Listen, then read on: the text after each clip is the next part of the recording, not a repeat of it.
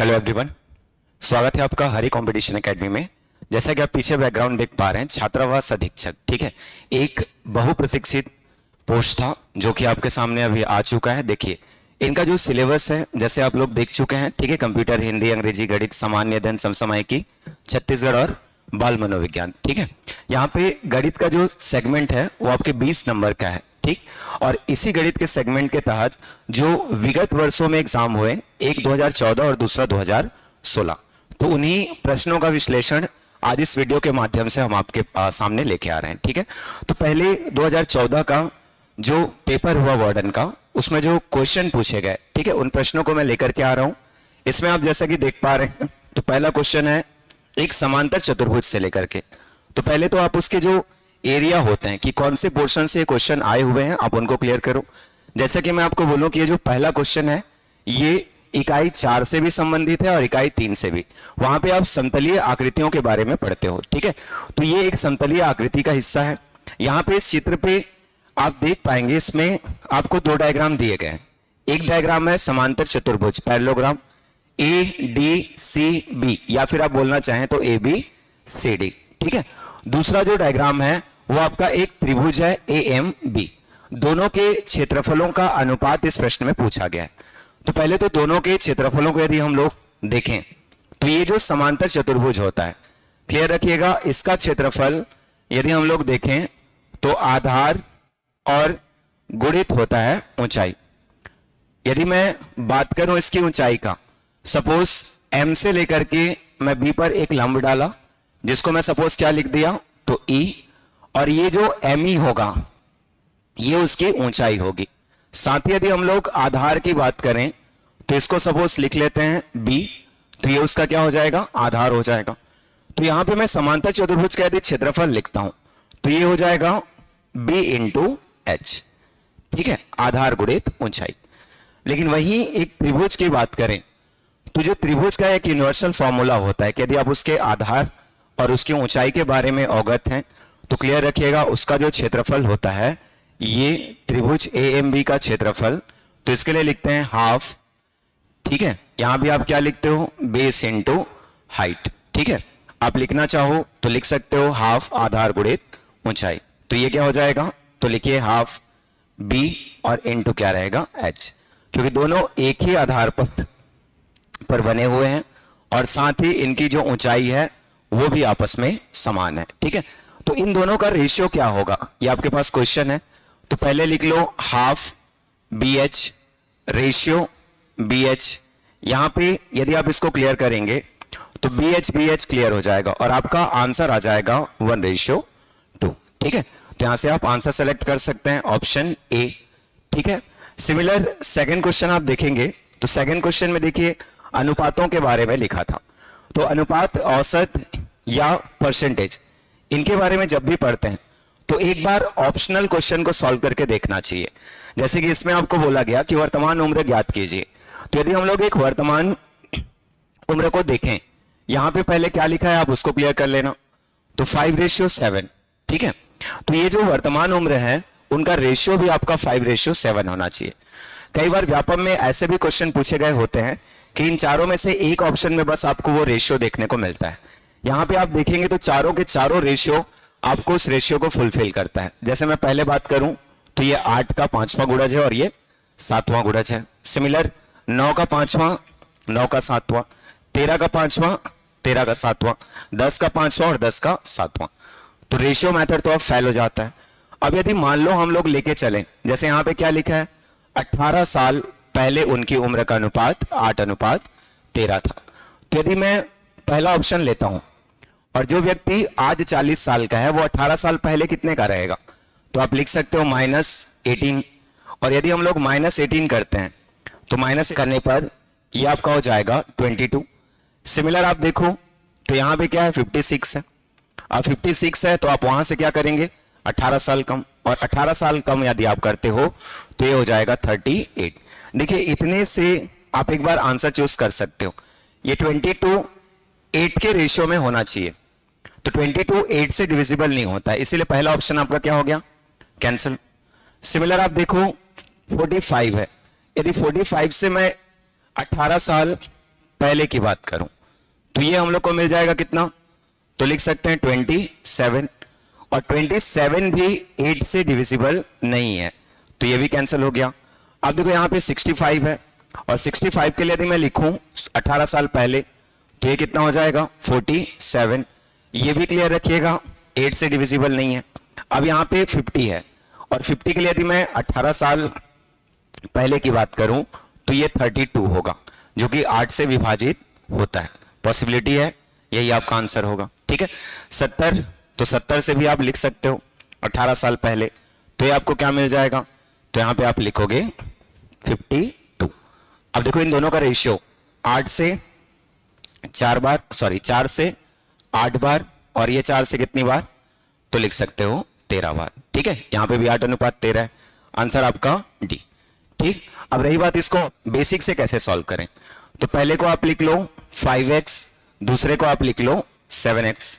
दोनों में 18 साल पहले की बात किया तो -18, तो दोनों में -18, और यही रेशियो अब कितना हो जाता है, तो 18 और 13।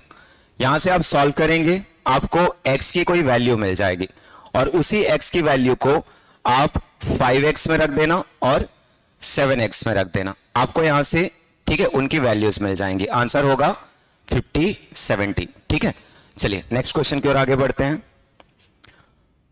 तो अगला जो क्वेश्चन है, जैसे एक बढ़ाई को एक स्टूल ठीक 67.5 रुपीज में बेचने पर 10% की हानि होती है, यदि उसे 82.50 रुपए में बेचने पर कितना प्रतिशत लाभ या हानि होगी। ठीक है, तो ये प्रॉफिट एंड लॉस से क्वेश्चन है। क्वेश्चन सेलिंग प्राइस पर बेस्ड है, और सेलिंग प्राइस पर बेस्ड है तो आप सेलिंग प्राइस का फॉर्मूला क्लियर करके रखिए। ठीक है, जैसे कि आप इसमें जानते हैं, तो शॉर्ट ट्रिक यदि आप लिखते हो तो पहला होता है SP1 by SP2 equals to, आप इसको लिख करके रखो, यदि लाभ है तो 100 प्लस लाभ प्रतिशत पहला, और अपॉन में 100 प्लस लाभ प्रतिशत दूसरा। क्लियर रखिएगा, इनकेस मान लो हानि होता है तो प्लस को आप उसमें माइनस में कन्वर्ट कर दो, और 100 माइनस क्या हो जाएगा, हानि हो जाएगा। अब जैसे इसको हम लोग इक्वेट करते हैं, देखो पहले भाग में क्या मिला, तो 67.50, दूसरे भाग में क्या मिला 82.50, और दूसरी साइड की मैं बात करूं तो पहली बार में उसको 10% की हानि हो रही है, तो ये जो मैं प्लस लिखा हूं उसको मैं माइनस लिखूंगा, और 100 में 10 घटने पर 90। नीचे आपको पूछा गया है तो आप उसको एज इट इज रखिए। यदि हानि हो रहा होगा तो क्लियर रखना, यही जो लाभ आपको मिल रहा है, ठीक है, ये आपको माइनस में मिल जाएगा, और इसको आप इक्वेट कर सकते हैं। ठीक है, यहां से पॉइंट आप हटा लो, तो एक तरफ आपको मिलेगा 100 प्लस लाभ प्रतिशत दूसरा, और इधर 90 इंटू 82 या फिर 8250 बाई कितना 6750। इसके बाद क्या क्या कैंसिल होगा, आप कैंसिल कर सकते हैं। देखो 0 और 0 कैंसिल, यदि मान लो मैं 25 से इसको कैंसिल करता हूं तो 25 से ये क्या क्या हो जाएगा, आप इसको कैंसिल करना। सबसे पहले 25 से 2 बार, और 25 से ये क्या हो जाएगा, तो आपको मिल जाएगा 7 बार। एक बार क्रॉस चेक करके देखना है। ठीक है, 25 से इसको भी कैंसिल कर लेते हैं, तो 25 तिया 75, 7 बचेगा, फिर से 25 तिया 75। यदि मैं इसको 9 से कैंसिल करता हूं, ये 10 बार हो जाएगा, और ये कितना हो जाएगा, तो 9 तिया, ठीक है 27, 3 से करेंगे तो 11 बार। ठीक, तो ये कैंसिल हो गया। अब देखो एक तरफ आपके पास है 100 प्लस, ठीक, लाभ प्रतिशत दूसरा, और दूसरी तरफ 110। यहां से आप लिख सकते हो कि लाभ प्रतिशत दूसरा जो होगा ये आपका हो जाएगा कितना 10%, और यही आपका आंसर होगा। ठीक है, ध्यान रहे ऐसे क्वेश्चन जब क्रय मूल्य से रिलेटेड होते हैं तो यही जो आप देख रहे हो फॉर्मूला ये बदल जाता है। ठीक है, यहां पे आप लिखते हो CP1 बाय CP2, और दूसरी तरफ आप इसी को इंटरचेंज करके लिखते हो। यहां पे क्या होता है, तो 100 प्लस लाभ दूसरा प्रतिशत, और अपॉन में होता है 100 प्लस लाभ पहला प्रतिशत। ठीक, ये हमेशा क्रॉस होते हैं, जैसे कि आप इसमें देख पा रहे हो, यहां विक्रय मूल्य पहला है और लाभ प्रतिशत पहला है, विक्रय मूल्य दूसरा है, तो यहां भी नीचे में क्या है, लाभ प्रतिशत दूसरा है। यहां पे देखो ये इंटरचेंज होते हैं, ये पहला तो लाभ प्रतिशत दूसरा, और ये दूसरा तो लाभ प्रतिशत पहला, ठीक है, इसका विशेष ध्यान देंगे, ठीक है। अगला देखो, एक कार का पहिया जिसकी त्रिज्या 1 फुट है। तो पहले तो कार का पहिया का जो आकार होता है ना, आप इसको ध्यान दो। तो हमेशा हम लोग पहिए की बात करते हैं तो ये कैसा होता है, वृत्ताकार, और इसकी जो डायमेंशन है आपको रेडियस से देखो वो दिया हुआ है, कितना है, 1 फुट है, ठीक है। 7 चक्कर की बात कर रहा है तो पहले तो एक चक्कर आप निकाल लो। और जब हम लोग एक चक्कर की बात करते हैं तो हम लोग हमेशा पहिए के बारे में पढ़ते हैं कि एक पहिया एक चक्कर में अपनी परिधि की लंबाई की दूरी को पार करता है। तो आप इसको क्या लिखते हो, 2 पाई आर लिख सकते हैं। अब जब इसको हम लोग इक्वेट करें तो आर की वैल्यू आपको दिया गया है 1 फुट, इसीलिए एक चक्कर में कितना हो जाएगा, तो 2 पाई, आप लिखना चाहो तो इसको लिख ले रहना फुट या फीट, जो भी आप लिखते हो, ठीक है।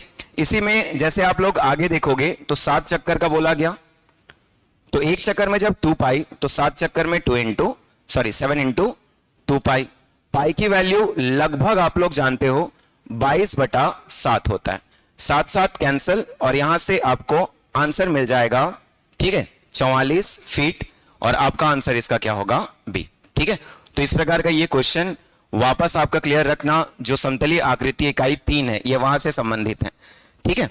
और भी ऐसे क्वेश्चंस आप देखोगे तो एक क्वेश्चन ये है, ये क्वेश्चन इकाई 4 आयतन से संबंधित है, ठीक है। किसी घन की प्रत्येक भुजा 50% वृद्धि हो तो उसके सतह के क्षेत्रफल में, ठीक है, वृद्धि होगी।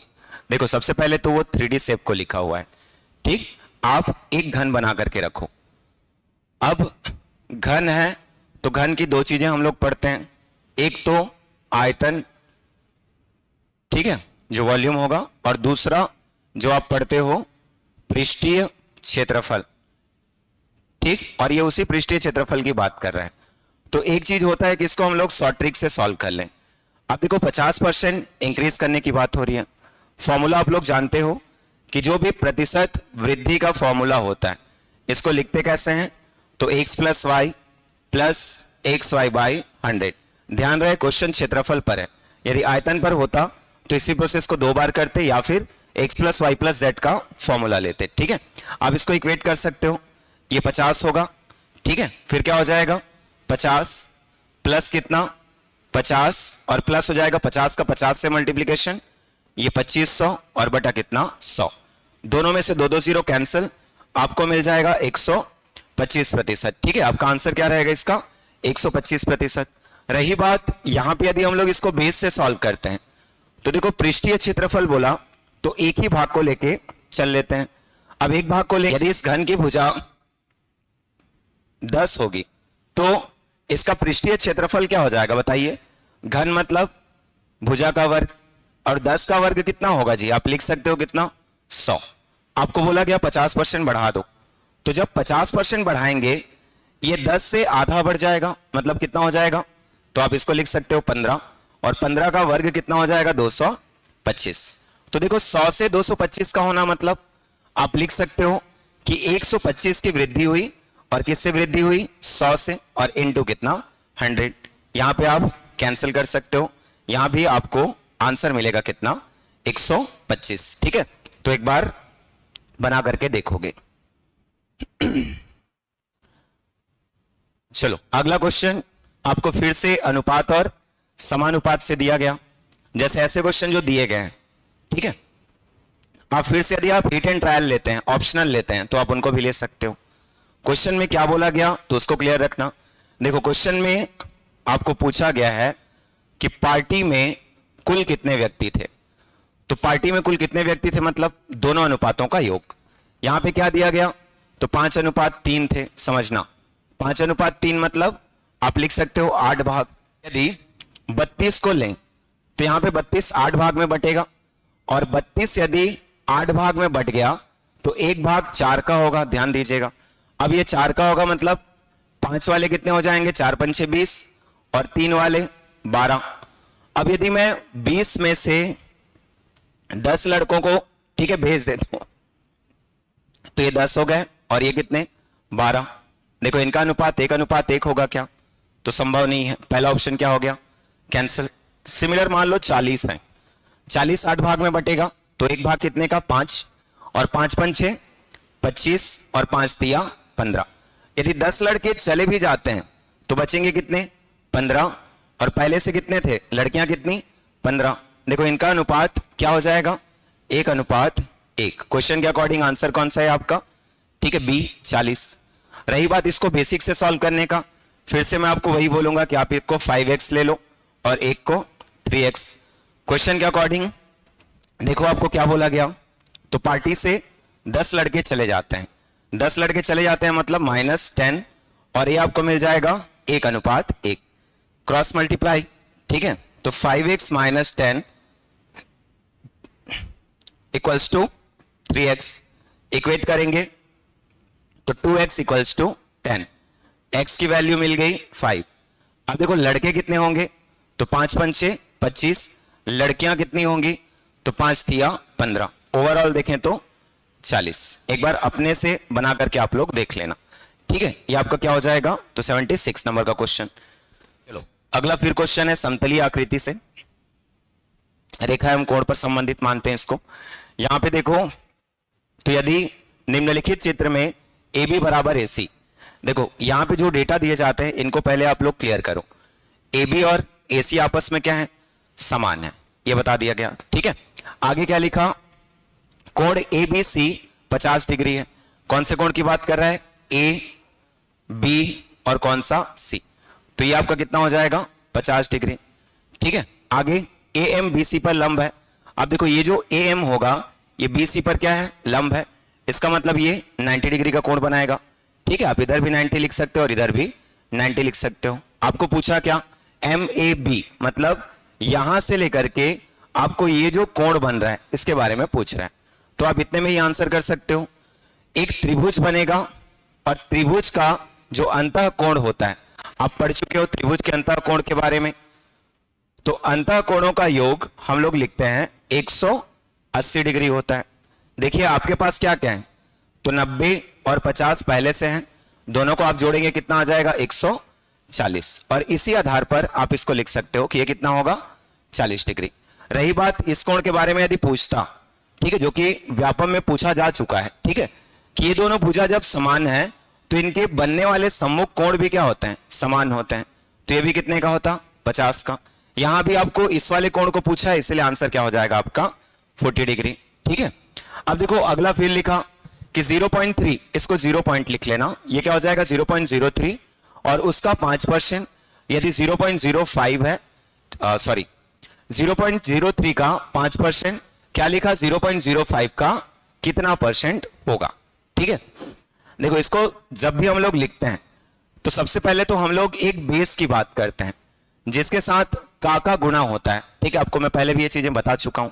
अब देखो यहां पे हम लोग पार्ट की बात करते हैं कि कौन से भाग को पूछ रहा है, और परसेंटेज के लिए क्या करते हैं, तो इनटू 100। अब यदि आप डायरेक्ट सॉल्व करते हो तो यहां पे इनके वैल्यूज बस पुट कर देना, जैसे ऐसे लिखा तो 0.03, अब 5% बोला है तो ये 5 हो जाएगा, और बेस के साथ 100 आ जाएगा नीचे, यहां पे पहले से क्या है 100। अब देखो नीचे में आपको क्या बोला गया, तो 0.05, ये कुछ ऐसा हो जाएगा। आप इसको इक्वेट कर सकते हो, क्या क्या होगा, देखो यहां से दोनों 100 कैंसिल, यहां से इनके पॉइंट्स कैंसिल हो जाएंगे, और यहां पे 5 और 5 कैंसिल। आपका आंसर क्या आना चाहिए, यहां पे 3 लिख सकते हैं, तो यहां पे आप लिख सकते हो आंसर क्या होगा 3। रही बात इसको सॉल्व करने का प्रोसेस, तो आप पहले निकाल लो 0.03 का कितना 5%, ठीक है, का मतलब गुणा होता है, तो आप लिख लो 0.03 इंटू 5, और अपॉन में क्या हो जाएगा 100 लिख सकते हैं, तो ये उसका क्या होगा, ठीक 5%। इक्वेट करना चाहोगे तो ये 0.15, और अपॉन में क्या हो जाएगा, आप लिख सकते हो 100, और इसी को बोला गया कि 0.05 का कितना परसेंट है।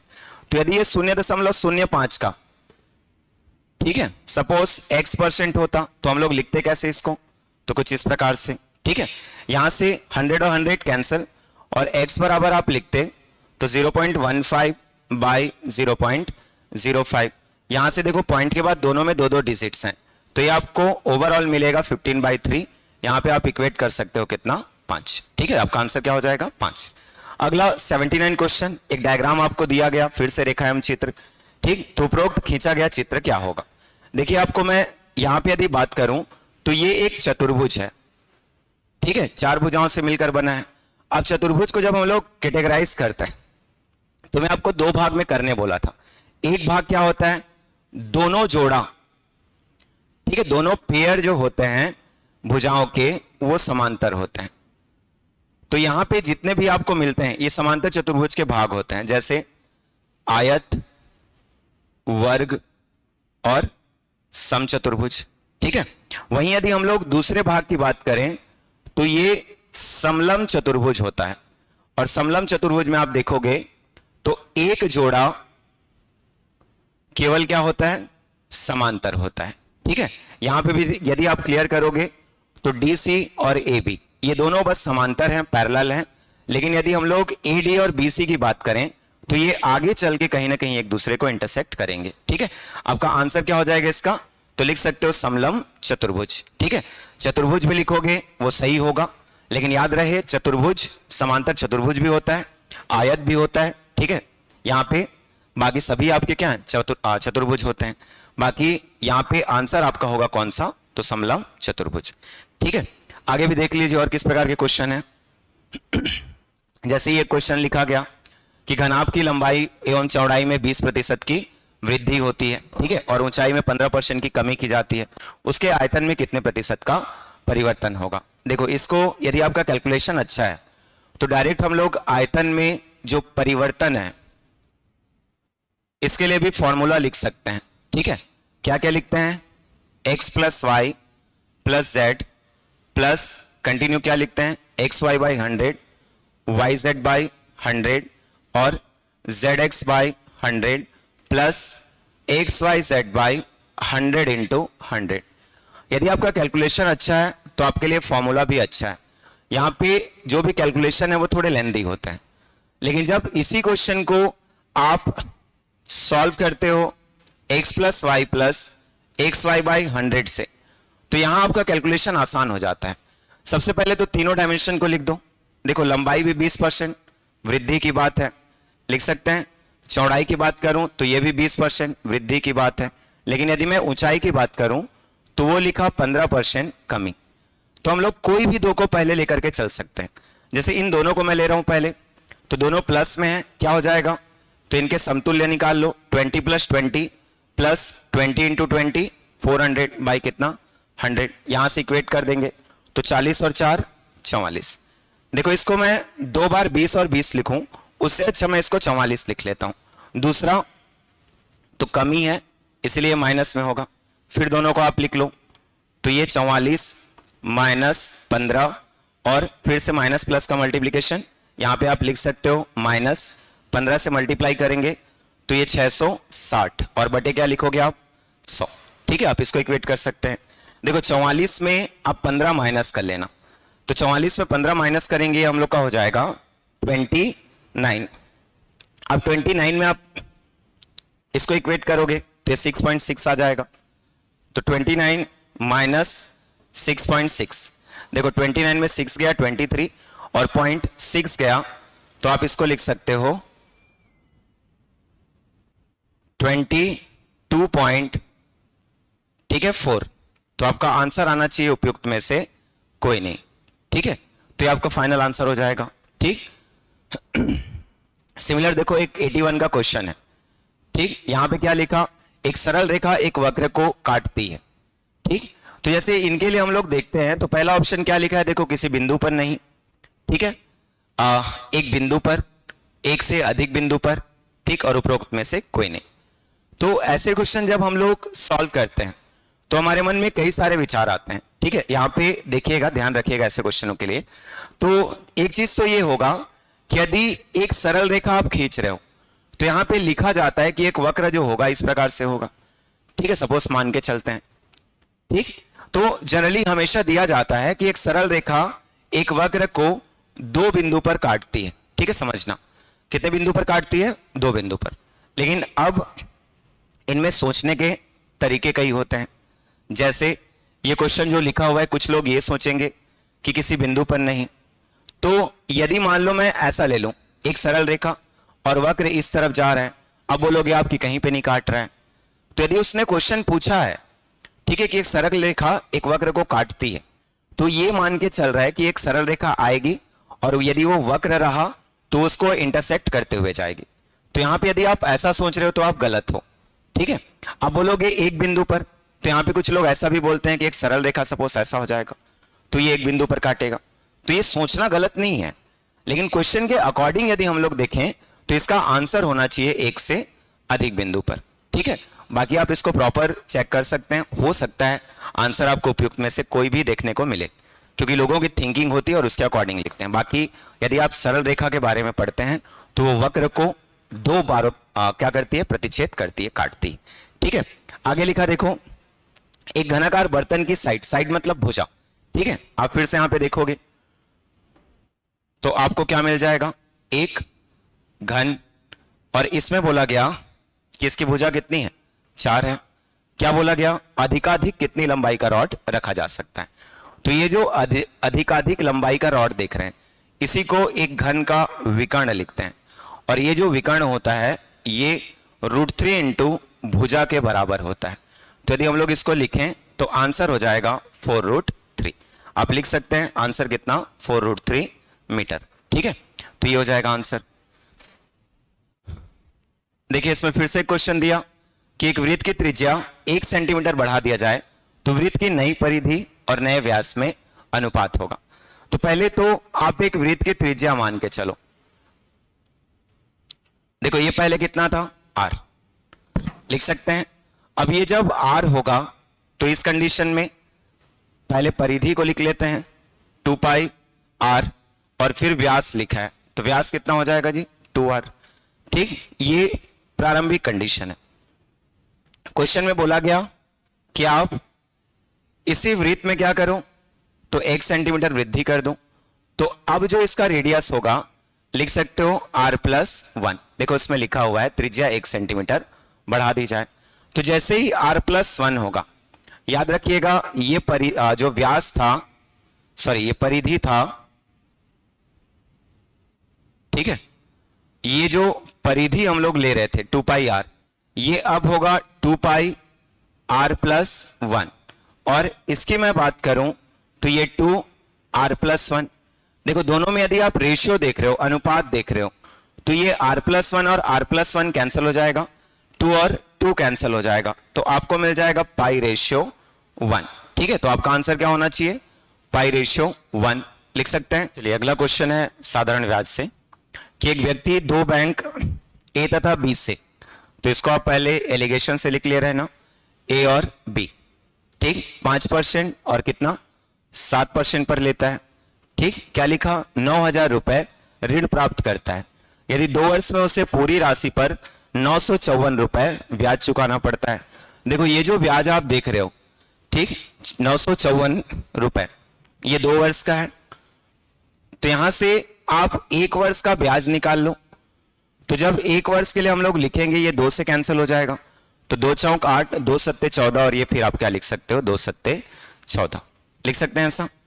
अब जब इसको हम लोग इक्वेट करेंगे, ठीक है, तो ये हम लोग को कितना मिल गया, तो आप लिख सकते हो 477 रुपए, ठीक है। अब जब इसको हम लोग सॉल्व करते हैं तो यहां पे हम लोग को एक राशि मिल जाएगा, ठीक, और वो राशि क्या होगी तो उसको लिखते चले जाते हैं, ठीक है। यदि हम लोग इसको लिखें तो ब्याज जो होगा ओवरऑल 477 कितने पे मिला, 9,000, और इनटू क्या रहेगा, तो आप लिख सकते हो 100, ठीक है। ये कुल ब्याज प्रतिशत होगा जो उस 9,000 पर निर्धारित है।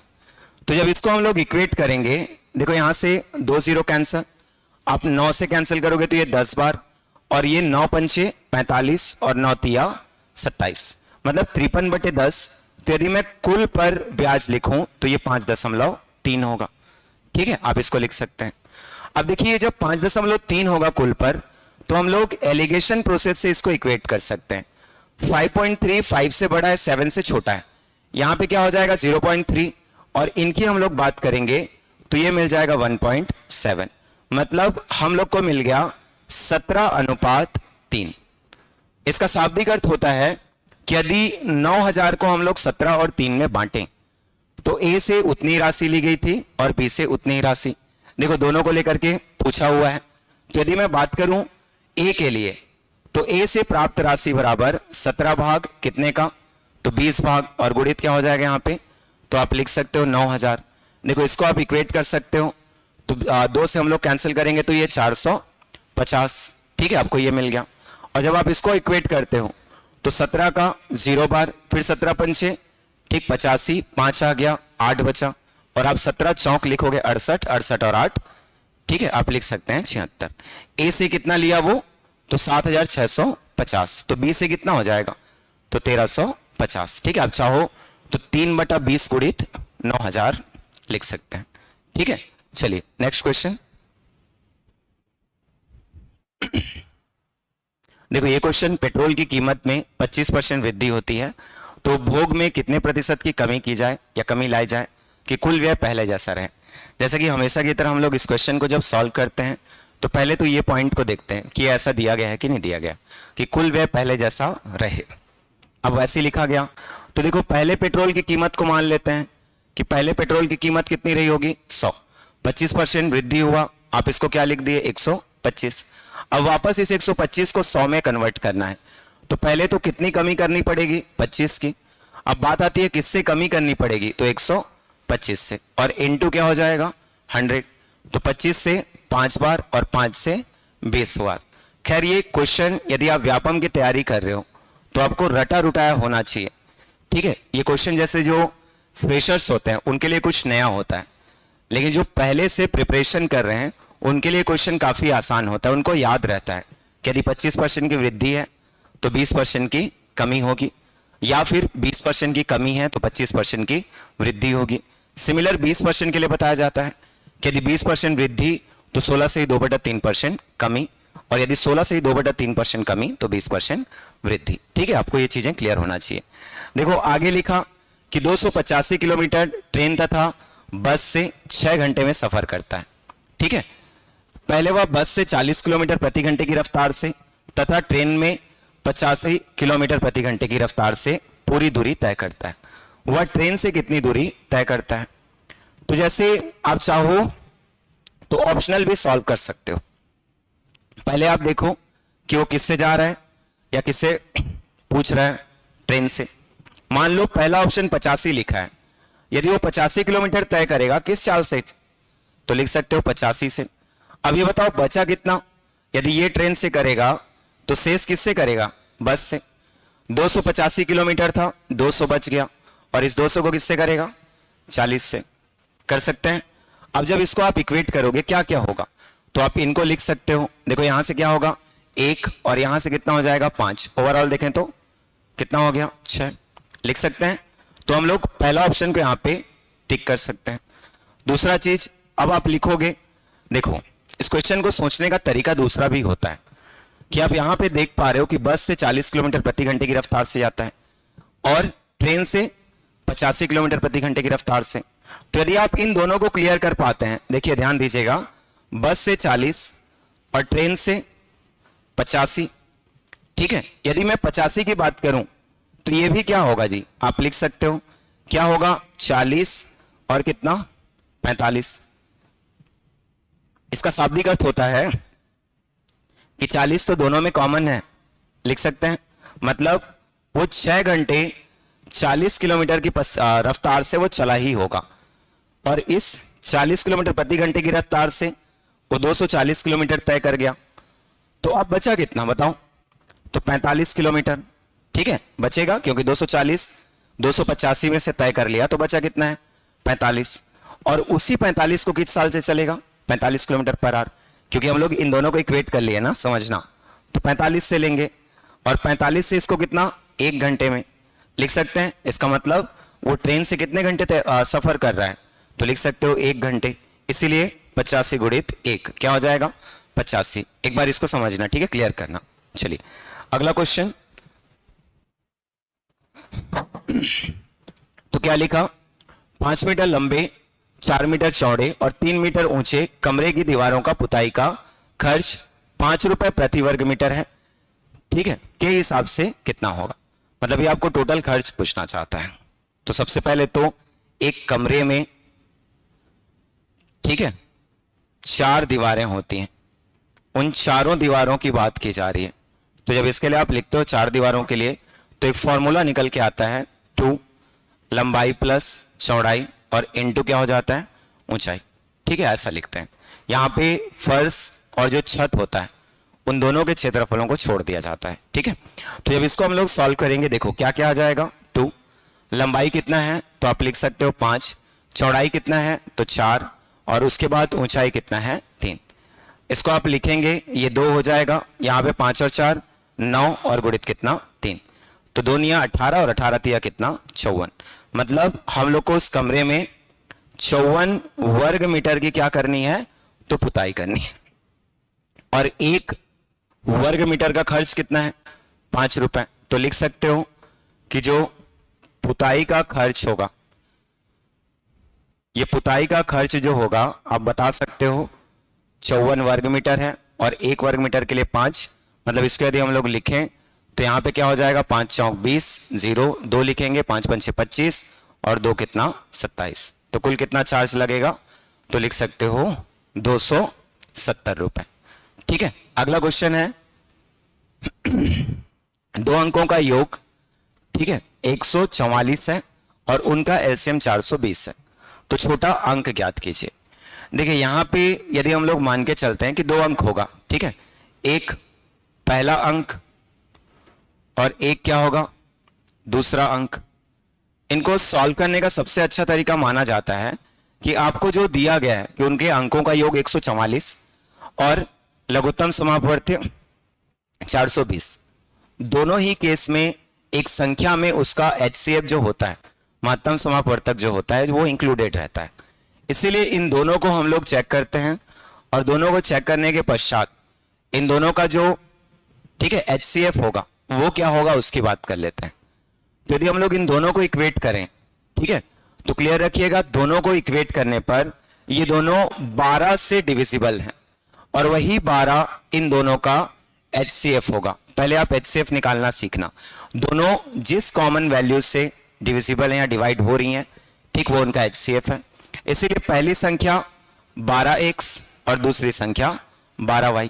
ऐसा क्यों लिए? क्योंकि संख्याएं जो होती हैं वो हमेशा HCF के मल्टीपल में होती हैं। ठीक है, अब इसको आप इक्वेट कर लिए 12x 12y, तो दोनों का योग दिया गया 144, दोनों में कॉमन 12 आएगा, और x प्लस वाई बराबर लिख सकते हैं 12, मतलब उन दोनों को जोड़ दो आपको 12 मिलेगा, लिख सकते हैं।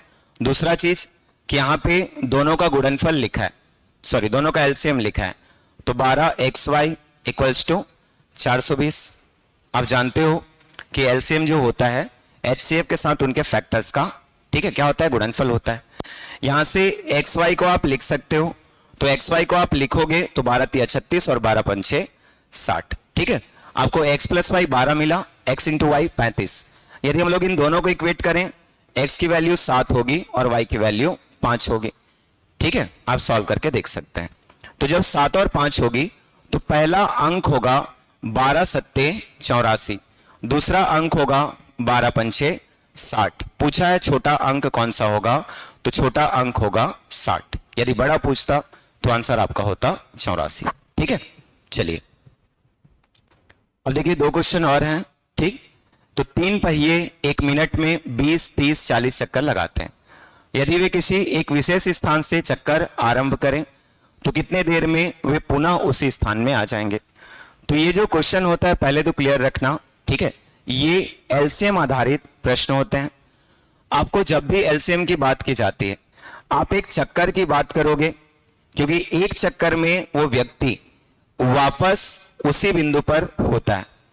तो यदि पहले वाले का लिखा है 20 चक्कर और उस 20 चक्कर के लिए कितना समय लिख दिया गया, देखो 1 मिनट। तो यदि हम लोग 1 मिनट को लिखना चाहें तो ये 60 सेकंड होता है, और यदि एक चक्कर का हम लोग लिखें तो पहले वाले व्यक्ति के लिए 3 सेकंड। ठीक है, ये पहले व्यक्ति का है। दूसरे व्यक्ति का देखो 30 चक्कर, और 30 चक्कर के लिए इसके द्वारा लिया गया समय 60 सेकंड। तो एक चक्कर का आप लिख सकते हो 2 सेकंड। सिमिलर तीसरा व्यक्ति है, ये 40 चक्कर लगाता है और निर्धारित समय इसके लिए भी कितना है 60 सेकंड। तो एक चक्कर की यदि हम लोग बात करें तो ये हम लोग को मिल जाएगा 3/2 सेकेंड। यदि मैं इनका एलसीएम लेता हूं तो देखिए 3, 2 और 3/2 सेकेंड। इनका एलसीएम लेने पर तो क्लियर रखिएगा, ऊपर अंशों का एलसीएम होता है, ठीक है, और नीचे हरों का HCF होता है। तो यदि हम लोग 3 और 2 का एलसीएम देखें 6 और 2 और 1 का HCF देखें 1, आंसर आपका हो जाएगा कितना, 6 सेकेंड। आप इसको इस प्रकार से लिख सकते हैं, ठीक है। फिर अगला जैसे आप क्वेश्चन देखोगे तो अगले में लिखा है कि एक मेस में कितने हैं, 40 विद्यार्थी। तो इनको प्रॉपर आप लिखते चले जाना कि पहले क्या, विद्यार्थियों की संख्या कितनी है, 40। लिखा कि यदि विद्यार्थियों की संख्या में 10 की वृद्धि होती है, मतलब ये बात का एक कंडीशन है, 40 से कितने हो जाएंगे, 50। तो कुल मासिक व्यय में 2000 की वृद्धि होती है, ठीक है, तथा प्रति विद्यार्थी देखो इसमें लिखा हुआ है मासिक व्यय में 200 रुपए कम हो जाता है। तो पहले मेस में कुल कितना मासिक व्यय होता था, ठीक है। तो पहले तो प्रति विद्यार्थी मासिक व्यय लिख लेते हैं। तो मान के चलते हैं कि पहले एक विद्यार्थी के पीछे, ठीक, X रुपए व्यय होता रहा होगा। तो कुल मासिक व्यय आप इसको लिख सकते हो, ठीक है। कुल मासिक व्यय कितना होगा जी, तो 40x, ये ऐसा हो जाएगा। कंडीशन अप्लाई कर लेते हैं कि इसमें लिखा गया कि कुल मासिक व्यय में 2000 की वृद्धि होती है। तो देखो पहले 40x था, अब 2000 और बढ़ गया, ठीक है। यहां पे बात किया गया प्रति विद्यार्थी का मासिक औसत व्यय का, तो 200 रुपए क्या हो गया, कम, मतलब x -200। अब जब इक्वेशन को आप लिखते हैं तो कुल मासिक व्यय बराबर विद्यार्थियों की संख्या और प्रति विद्यार्थी मासिक व्यय। यहां से आप इसको इक्वेट कर दो तो 40x प्लस 2000 बराबर 50x माइनस, आप इसको क्या लिख सकते हैं, तो 50 दूनी 100, ये आपको कुछ ऐसा मिल जाएगा, लिख सकते हैं। अब इसके बाद जैसे आप इक्वेट करोगे तो ये 40 इस तरफ आ जाएगा, आप इसको कितना लिख सकते हो, 10x, और दूसरी तरफ ये आ जाएगा तो 10 और 2, तो यहां पे आप लिख सकते हो 12000। यहां से x की वैल्यू आपको मिल जाएगी 1200, ठीक है। और क्वेश्चन में क्या पूछा है उसको आप देख लीजिए कि कुल मासिक व्यय कितना होता था। तो देखो 40 x के बराबर है, ठीक है। तो कुल मासिक व्यय बराबर 40 गुणित 1200, तो 12 चौक 48, और कितने जीरो हो जाएंगे, 3 जीरो। तो ये हमारा आंसर है। एग्जाम देने से पहले आपको प्रीवियस ईयर पेपर का नॉलेज होना चाहिए कि कहां से किस प्रकार से क्वेश्चन पूछे गए, उनका वेटेज कैसा रहा। कुछ लोगों की थिंकिंग है कि इस बार छात्रावास अधीक्षक का पेपर जो है PSC ले रहा है, तो व्यापम से बिल्कुल अलग होगा। तो देखिए ऐसा होता कुछ नहीं है, ये भी 12th बेसिस से 12वीं पास लोगों के लिए, विद्यार्थियों के लिए है। तो इनका भी, ठीक है, जो पेपर रहेगा वो मॉडरेटेड रहेगा, कोई एकदम ऐसा नहीं रहेगा कि टफ आने वाला है, ठीक है। तो एटलीस्ट कम से कम ये जो प्रीवियस ईयर पेपर्स हैं आप उनको सॉल्व करके देखिएगा, ठीक है। यदि अभी भी किसी क्वेश्चन में कोई डाउट होगा नीचे कमेंट बॉक्स में उस क्वेश्चन को, ठीक है, डाल दीजिएगा, उसका निराकरण हमारे द्वारा किया जाएगा, ठीक है। Thank you.